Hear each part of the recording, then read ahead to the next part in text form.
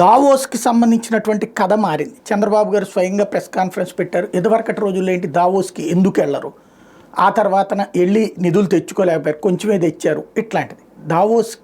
Davos అనేది నేను ఇంతకుముందే చెప్పినట్టు అదొక ఎగ్జిబిషన్లో స్టాల్ పెట్టడం లాంటిది.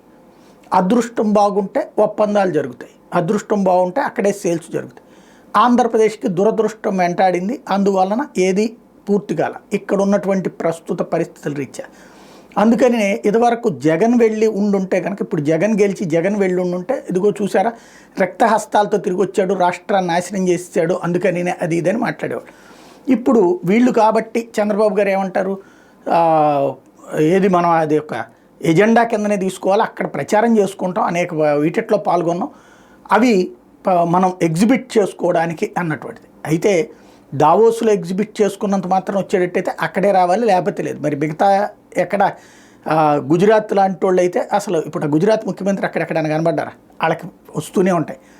మహారాష్ట్ర ముఖ్యమంత్రి వచ్చాడు, మళ్ళీ మనకి ఈ ఇతర రాష్ట్రాలు చూస్తే తమిళనాడు ముఖ్యమంత్రి ఏమైనా కనబడ్డా? తమిళనాడుకి కుప్పలు తెప్పలు వస్తుంటాయి. కర్ణాటక ముఖ్యమంత్రి ఏమైనా కనబడ్డా? కుప్పలు తెప్పలు వస్తూనే ఉంటాయి.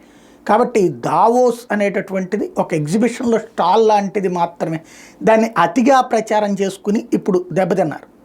అతి ప్రచారం చేసుకోకపోతే అసలు దాన్ని లైట్ తీసుకోవచ్చు. అబ్బో పరిసర పెట్టుబడుల కోసం వెళ్తున్నాం, వచ్చేస్తే కుప్పలు తెప్పలని చెప్పి రోజు కూడా దావోస్లో బ్రాండ్ పెరిగిపోయింది. ఏంది అక్కడ బ్రాండ్ పెరిగేది? పబ్లిసిటీ చేసుకుంటే, అడ్వర్టైజ్మెంట్ చేసుకుంటే అట్లా ఉంటుందా? అట్లాంటిది. అది అనవసర బిల్డప్ ఇచ్చి ఇప్పుడు మిస్ అయ్యాక దాన్ని వివరించే తీరులో మారిపోయిందనమాట.